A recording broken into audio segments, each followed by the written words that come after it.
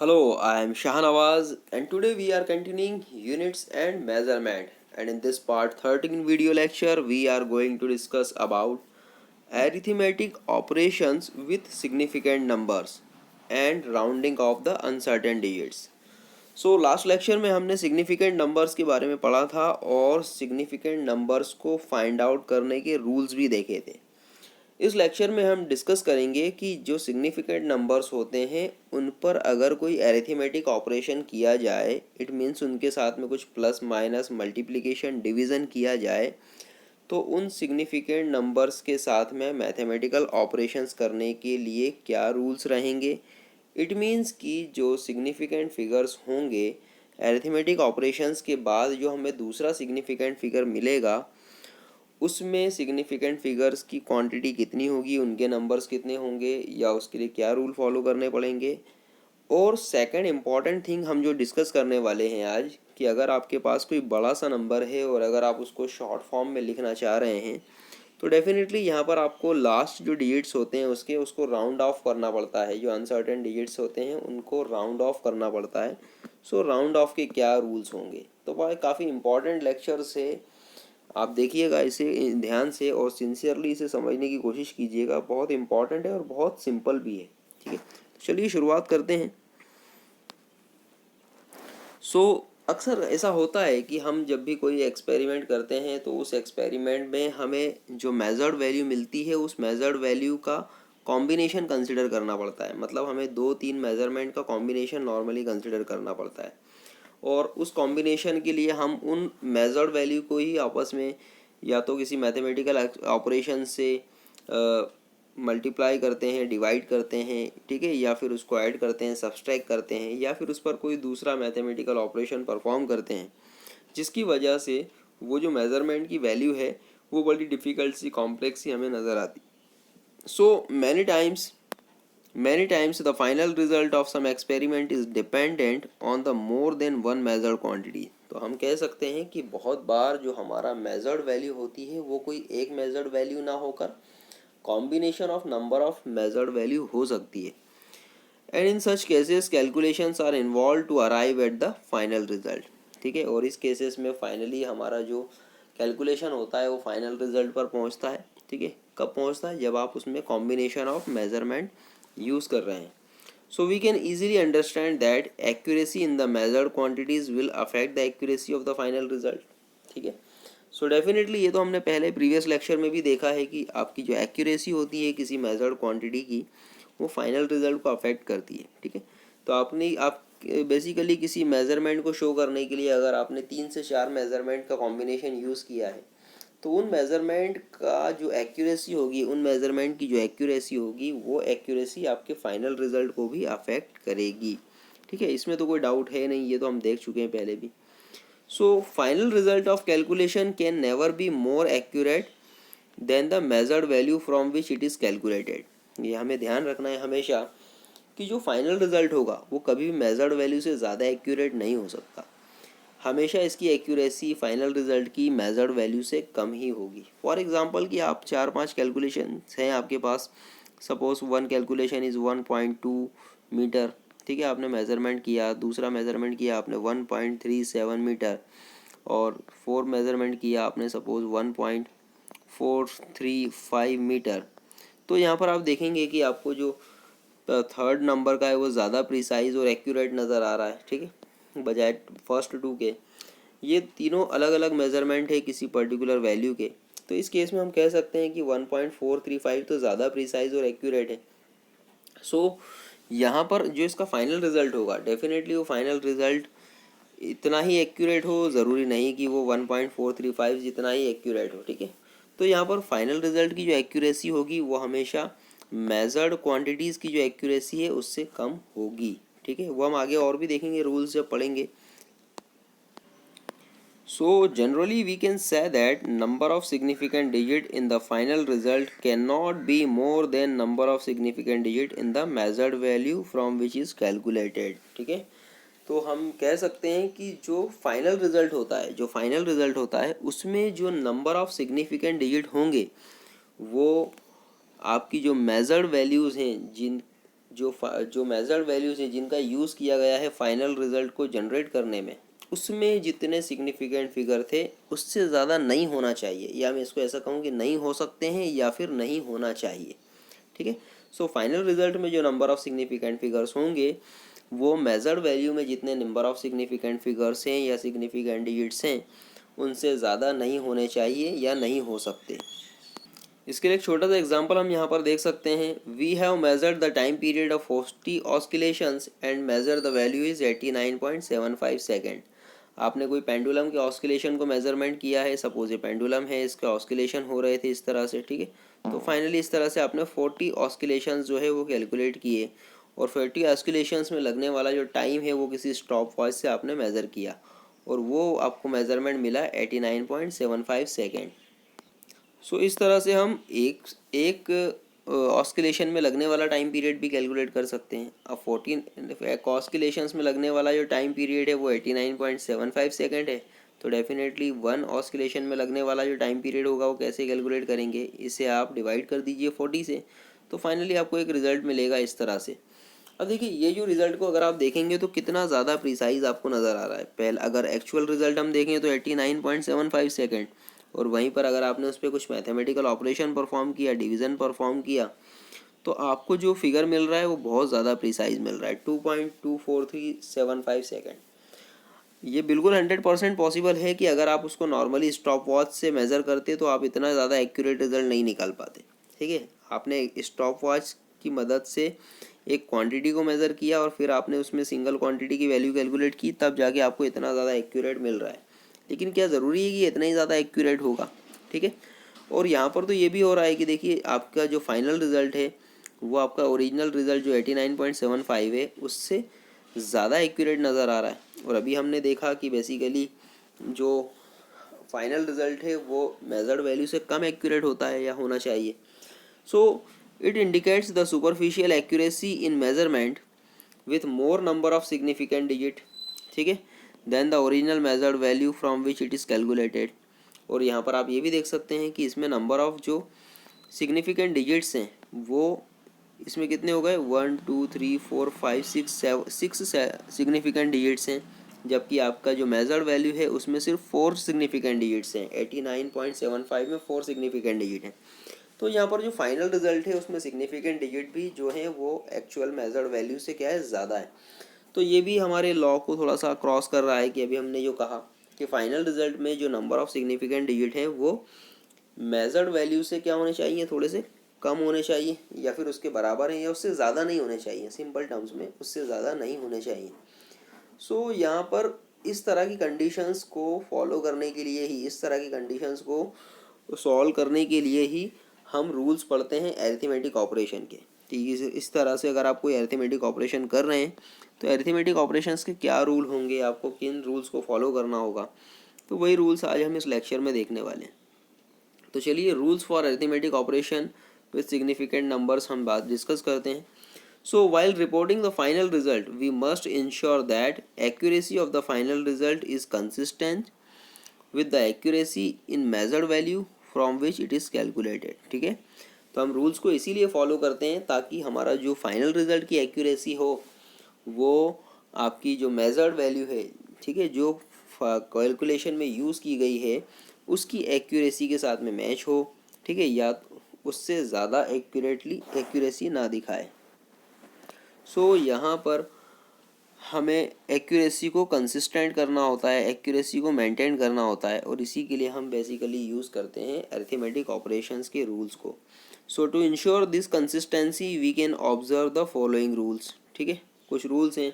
First rule क्या कहता है, in case of multiplication and division, अगर आप मल्टीप्लिकेशन या डिवीज़न कर रहे हैं, आपने दो मेज़रमेंट किए, ठीक है, फर्स्ट मेज़रमेंट और सेकंड मेज़रमेंट, आप इनमें या तो इनका मल्टीप्लिकेशन कर रहे हैं या फिर मेज़रमेंट का आप क्या कर रहे हैं, आपस में डिवीज़न कर रहे हैं। ठीक है, so number of significant digit in the final result, जो फाइनल रिजल्ट आपका आएगा M3, इसमें जो नंबर ऑफ सिग्निफिकेंट डिजिट होंगे, number of significant digit in the final result should be equal to the minimum number of significant digit in all the measured value which are involved। ठीक है, सो final result में जो minimum number of significant digits होंगे final result कौन है यहाँ पर, suppose M3 है, तो इस M3 में जो नंबर ऑफ सिग्निफिकेंट डिजिट होंगे वो सिग्निफिकेंट डिजिट इस कैलकुलेशन में पार्टिसिपेट करने वाले जो नंबर्स हैं, जो मेजर्ड वैल्यूज़ हैं, इसमें ऐसी वैल्यू जिसमें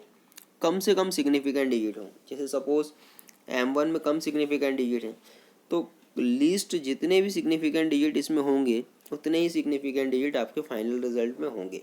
चलिए इसको समझते हैं एक एग्जांपल से। So suppose we have measured the mass and volume of the given sample of the material. आपने कोई मटेरियल लिया और उसके मास को कैलकुलेट किया, उसके वॉल्यूम को कैलकुलेट किया। सपोज मास आया 3.126 ग्राम और वॉल्यूम आया 1.75 सेंटीमीटर, क्यूबिक सेंटीमीटर। तो यहाँ पर आप देख सकते हैं दिस इज़ क्यूबिक सेंटीमीटर, यहाँ पर क्यूब के पावर में है बेसिकली इसके। सो यहाँ पर आप देखेंगे तो मास जो है उसमें नंबर ऑफ सिग्निफिकेंट डिजिट कितने नज़र आ रहे हैं, 1 2 3 4, 4 सिग्निफिकेंट डिजिट हैं, जबकि वॉल्यूम में कितने, 1 2 3, 3 सिग्निफिकेंट डिजिट हैं। तो यहाँ पर दो ऐसी क्वांटिटी पार्टिसिपेट कर रही है कैलकुलेशन में जिसमें अलग अलग सिग्निफिकेंट डिजिट्स हैं, ठीक है। So it is required to calculate the density of material, और आपसे कहा है कि मास और वॉल्यूम से आप डेंसिटी कैलकुलेट कीजिए। तो डेंसिटी का फॉर्मूला हमें पता है, मास डिवाइडेड बाय वॉल्यूम। तो आप क्या करेंगे, सीधे सीधे 3.126 को 1.75 से डिवाइड कर देंगे। आपने किया और फाइनली आपको जो रिजल्ट मिल रहा है वो 1.78628 ग्राम पर क्यूबिक सेंटीमीटर। अब यहाँ पर इम्पॉर्टेंट थिंग इज़ दिस, जैसा अभी हमने प्रीवियसली देखा कि यहाँ पर जो फाइनल रिजल्ट के नंबर ऑफ सिग्निफिकेंट डिजिट कितने मिल रहे हैं, 1 2 3 4 5 6 सिग्निफिकेंट डिजिट मिल रहे हैं। जबकि जो मेजर्ड वैल्यू थी आपकी, जो कैलकुलेशन में पार्टिसिपेट कर रही थी, उसमें नंबर ऑफ सिग्निफिकेंट डिजिट तो 4 और 3 थे, इसमें 4 और इसमें 3। तो यही चीज़ जो फर्स्ट रूल बोलता है कि अब आपका जो फाइनल रिजल्ट होगा उस फाइनल रिजल्ट में जो नंबर ऑफ सिग्निफिकेंट डिजिट्स होंगे वो उतने ही होंगे जितने की कैलकुलेशन में पार्टिसिपेट करने वाले जो डिजिट हैं इनमें जो सबसे कम हो। इसमें सबसे कम कौन है, 3। तो 3 क्या हो गया, लीस्ट सिग्निफिकेंट डिजिट हो गया यहाँ पर। तो फाइनल रिजल्ट में भी कितने होंगे, 3 सिग्निफिकेंट डिजिट ही होंगे। इट मीन्स कि यहाँ पर फाइनल रिजल्ट जो है वो 3 सिग्निफिकेंट डिजिट से डिफाइन किया जाएगा, मतलब 1 2 3, और आगे के सारे नंबर जो हैं वो लैप्स हो जाएंगे। सो हम कह सकते हैं, but we know that the significant digits in one of the measured value are 4 and for the second measured value it is 3. Hence final result of density must be reported up to the 3 significant digits only and the number must be round off accordingly. So इस number को जो लिखा है 1.78628, तो यहाँ पर जब हम इसको राउंड ऑफ करेंगे, हम राउंड ऑफ का रूल भी अभी आगे देखेंगे। तो राउंड ऑफ जब हम इसे करेंगे तो यहाँ पर ऐड जो है वो हो जाएगा 9। सो फाइनली 1.79 हम इसको इस तरह से रिप्रेजेंट करेंगे, ठीक है। क्यों, क्योंकि हमें सिर्फ आगे का 6 to 8 जो है वो इसको हटाना है, इसको लैप्स करना है, सिर्फ इसको 3 सिग्निफिकेंट डिजिट में दिखाना है। अब क्योंकि आगे की क्वांटिटीज़ थी इसलिए ऐड को हो जाएगा 9, और ये किस रूल से हुआ, आगे हम इस रूल को अभी देखेंगे, ठीक है। सो पहला रूल आपको क्लियर हो गया होगा, आई होप। सेकेंड रूल कहता है in case of the addition and subtraction. पहले वाला रूल था मल्टीप्लिकेशन और डिवीज़न के लिए, सेकेंड वाला रूल है एडिशन एंड सब्सट्रैक्शन के लिए। So in case of addition and subtraction rule is stated in terms of the decimal places instead of number of significant figure, ठीक है। एडिशन और सब्सट्रैक्शन के केस में हम जो पार्टिसिपेंट्स क्वांटिटी है आपकी एडिशन और सब्सट्रैक्शन के लिए, उसमें डेसिमल प्लेसेस देखते हैं बेसिकली कि डेसिमल के बाद कितने प्लेसेस तक नंबर्स अवेलेबल हैं, ठीक है। उसमें सिग्निफिकेंट डिजिट्स नहीं देखे जाते, उसमें डेसिमल के बाद कितने नंबर तक है यहाँ पर प्लेसेस अवेलेबल हैं वो देखे जाते हैं। So when the 2 or more numbers are added or subtracted then number of decimal places in the final result should be same as the number with the least decimal places, ठीक है। तो यहाँ पर भी वही रूल फॉलो हो रहा है एक तरह से, बट यहाँ पर डेसिमल प्लेसेस को आप देख रहे हैं कि अगर आपने 2 या 2 से ज़्यादा नंबर्स को आपस में ऐड किया है या फिर सब्सट्रैक्ट किया है, तो जो फाइनल रिजल्ट आएगा उस फाइनल रिजल्ट में जो नंबर ऑफ डेसिमल प्लेसेस होंगे वो उतने ही होंगे जितने की पार्टिसिपेंट्स नंबर में लीस्ट हों, ठीक है। एग्जाम्पल्स के थ्रू देखते हैं।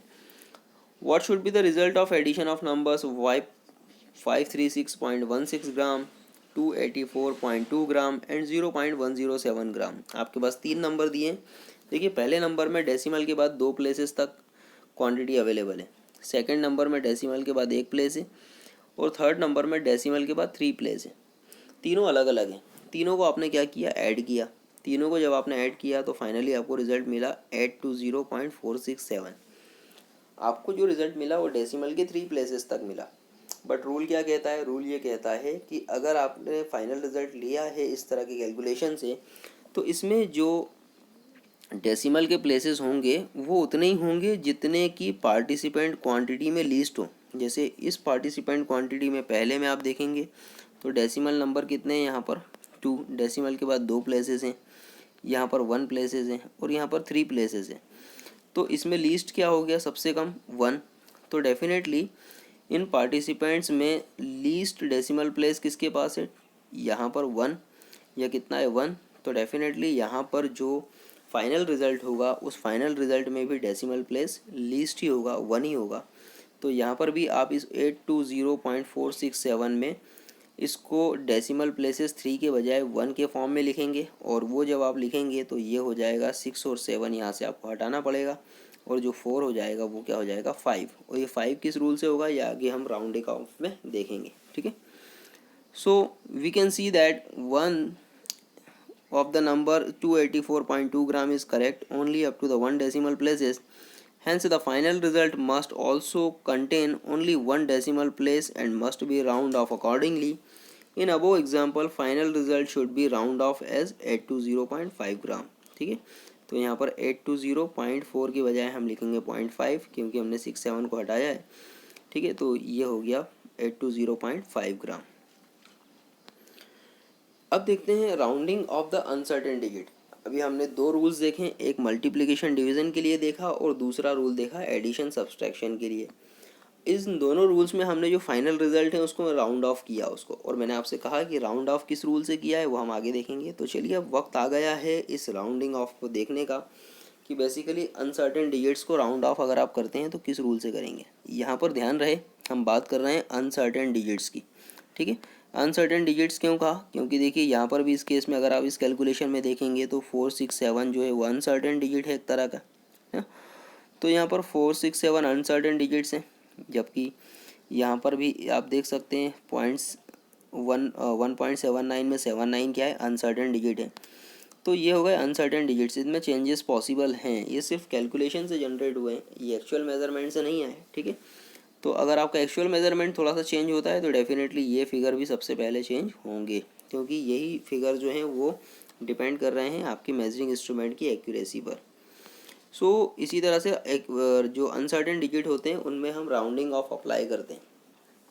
So final result which is based on the sum measured values must be consistent in terms of the accuracy with these measured values, and in this process many times the rounding of digits is required, ठीक है। तो हमने देखा कि हमने rounding off क्यों किया, क्योंकि हम प्रीवियस जो रूल्स हैं हमने उसमें देखा कि जब भी हमने राउंड ऑफ किया वो इसलिए किया ताकि जो फाइनल रिज़ल्ट है वो मेजर्ड जो वैल्यू हैं उनके साथ में कंसिस्टेंट रहे, है ना। फाइनल रिज़ल्ट की जो एक्यूरेसी है वो मेजर्ड वैल्यू की एक्यूरेसी से मैच हो, ठीक है। उसके नंबर ऑफ़ सिग्निफिकेंट डिजिट्स जो हैं वो मैच हो, डेसिमल प्लेसेस मैच हो। तो इन सब चीज़ों को ध्यान में रखने के लिए हमने क्या किया, राउंडिंग ऑफ परफॉर्म किया। तो राउंडिंग ऑफ का इम्पोर्टेंस बड़ा होता है। तो देखिए सबसे पहला रूल क्या बोलता है, किस रूल से आप राउंड ऑफ करते हैं। So if the insignificant digit मतलब जो अनसर्टेन डिजिट होते हैं हमारे लास्ट वाले, if the insignificant digit to be dropped is more than 5, है ना। अगर आपके इनसिग्निफिकेंट डिजिट कैसे हैं, 5 से ज़्यादा हैं, जैसे आप देख सकते हैं 2.157 में अगर मुझे इसको राउंड ऑफ करना है तो मैं लास्ट वाले डिजिट को सपोज हटाना चाहता हूँ, 7 को हटाना चाहता हूँ, तो मैं क्या लिखूँगा यहाँ पर कि ये जो 7 है ये 5 से ज़्यादा है। मैं सबसे पहले इस अनसर्टेन डिजिट को, इस इनसिग्निफिकेंट डिजिट को क्या करूँगा, चेक करूँगा, तो मुझे ये पता चलेगा कि 7 जो है वो 5 से ज़्यादा है। So if it is more than 5 then preceding digit is raised by 1। तब अगर मुझे 7 को हटाना है तो डेफिनेटली 7 को हटाकर, क्योंकि 7 1 से ज़्यादा है, 5 से ज़्यादा है, इसलिए 5 जो है उसमें मुझे एक बढ़ाना पड़ेगा, तो ये हो जाएगा 2.16। अब देखिए मैंने 7 को हटा दिया और 5 को जो है क्या कर दिया, 6 कर दिया। यही रूल तो हमने यहाँ पर भी फॉलो किया था। आप देख सकते हैं यहाँ पर 4 6 7 में जो 6 था मुझे 4 तक ही लिखना था, सिर्फ बाकी के सारे हटाने थे। तो 4 के बाद जो नेक्स्ट नंबर आ रहा है 6, ये 6 क्या है, 5 से ज़्यादा है, इसलिए हमने इसको हटाया और 4 को 5 कर दिया, 1 से रेस कर दिया। यही रूल हमने इसमें भी फॉलो किया था। अब जब हम इसको कैलकुलेट कर रहे थे तो आपने देखा कि हमें बेसिकली 0.7 तक ही लिखना है ना, सॉरी 8 तक ही लिखना है, ठीक है। तो 8 के बाद जो नेक्स्ट नंबर था 6, ये भी 5 से ज़्यादा है, इसलिए हमने इसको हटाकर 8 को क्या कर दिया था, 9 कर दिया था। तो यही बेसिकली रूल हमने फॉलो किया था राउंडिंग ऑफ के लिए, जो अभी हमने देखा, ठीक है। तो बड़ा आसान सा रूल है कि अगर आपका जो अनसर्टेन नंबर है, इनसिग्निफिकेंट डिजिट 5 से ज़्यादा है, तो आप उसको हटा दीजिए और उसके प्रीवियस नंबर को 1 से बढ़ा दीजिए। हाँ, अगर वो 5 से कम है तो in case it is less than 5, अगर ये 5 से कम है तो उस केस में क्या करना है, उसको हटा देना है आपको और प्रीवियस नंबर वैसा कि वैसे ही रहेगा। जैसे फॉर एग्जांपल 2.153 में 3 आपको हटाना है। सो यहाँ पर राउंड ऑफ करना है इसको 3 को, तो 3 को राउंड ऑफ करना है, तो 3 तो भाई 5 से छोटा है, इसलिए 3 को हटा दिया जाएगा और previous number as it is रहेगा 2.15। तो आई होप कि आपको क्लियर हो गया होगा। तो 5 से ज़्यादा है तो 1 से इंक्रीज़ करना है प्रीवियस नंबर को, और 5 से कम है तो प्रीवियस नंबर को एज इट इज़ रहने देना है। लेकिन क्या होगा अगर वो 5 ही हो, अगर वो नंबर क्या हो, 5 ही हो। So if the insignificant digit is to be dropped is equal to 5, then we follow the following convention, ठीक है। अब इसके लिए भी दो रूल है ना। अगर आपका इनसिग्निफिकेंट नंबर क्या हो, 5 ही हो, जैसे फॉर एग्जांपल यहाँ पर 5.665 जो है, यहाँ पर आपको 5 को हटाना है, ठीक है। अब इस 5 को मैं देख चेक करूँगा तो ना तो ये 5 से ज़्यादा है ना 5 से कम है, ये तो खुद 5 ही है। अब इस केस में क्या होगा, इस केस में हम रूल जो फॉलो करेंगे, if the preceding digit is even then it is left unchanged. अब इस 5 के पहले वाला डिजिट हम देखेंगे प्रीसीडिंग डिजिट, तो वो 6 है, ठीक है। और ये 6 कैसा है, इवन है या ऑड है, हम ये देखेंगे तो डेफिनेटली हमें पता चलेगा कि ये 6 तो क्या है, इवन नंबर है, ठीक है। तो अब क्या करेंगे, इस 5 को हटाना है, 5 को राउंड ऑफ करना है, तो 5 को राउंड ऑफ कर दिया और इसको एज इट इज़ 5.66 ही रहने दिया। ये क्यों रहने दिया, क्योंकि जो प्रीसीडिंग डिजिट है 6 वो कैसा है, इवन नंबर है ना। And if it is odd then preceding digit is raised by 1। अगर ये कैसा है, ऑड है, सपोज़ ये वाला केस देखिए आप, इस वाले केस में क्या हो रहा है, यहाँ पर 5.655, यहाँ पर 5 को आपको राउंड ऑफ करना है, तो 5 के पहले वाला जो 5 है वो कैसा है, ऑड नंबर है, ऑड नंबर है। तो डेफिनेटली आप क्या करेंगे, जब आप इसको राउंड ऑफ करेंगे तो इस 5 को आप लिखेंगे 6, ठीक है। तो यहाँ पर बड़ा आसान सा केस था ये, कि अगर आपका जो राउंड ऑफ नंबर है, इनसिग्निफिकेंट डिजिट है, वो 5 ही है, तो उसका प्रीसीडिंग डिजिट हम देखते हैं कि वो इवन है या ऑड है। अगर इवन है तो हम उसको एज इट इज़ रहने देंगे राउंड ऑफ करके, ठीक है। और अगर ऑड है तो उस प्रीसीडिंग डिजिट में 1 से उसको इंक्रीमेंट देंगे और राउंड ऑफ कर देंगे। तो बड़ा आसान सा था ये राउंडिंग ऑफ वाला प्रोसेस भी। आई होप कि आपको समझ में आया होगा। और इस लेक्चर में काफ़ी इंपॉर्टेंट चीज़ें थी, बहुत छोटा सा लेक्चर था लेकिन काफ़ी इंपॉर्टेंट था। सो आई होप कि आपको समझ में आया होगा। अरिथमेटिक ऑपरेशन, मल्टीप्लिकेशन, डिवीज़न के लिए, सब्सट्रैक्शन और एडिशन के लिए, और second thing round of the digits के लिए। सो अगर इसमें कोई डाउट है तो इस लेक्चर को एटलीस्ट 2 से 3 बार देखिएगा, सारे डाउट्स आपके क्लियर होंगे। और इसके अलावा आप मुझे व्हाट्सअप भी कर सकते हैं अपनी queries, definitely I will try to resolve all the queries. Thanks for watching. और आपने अगर अभी तक इस चैनल को सब्सक्राइब नहीं किया तो इस चैनल को सब्सक्राइब कीजिए। सामने आपको फेस आइकॉन नज़र आ रहा है, उस पर क्लिक कीजिए ताकि हमारे आने वाले लेक्चर्स आप तक ज़्यादा से ज़्यादा जल्द से जल्द पहुंच सकें। Thanks again.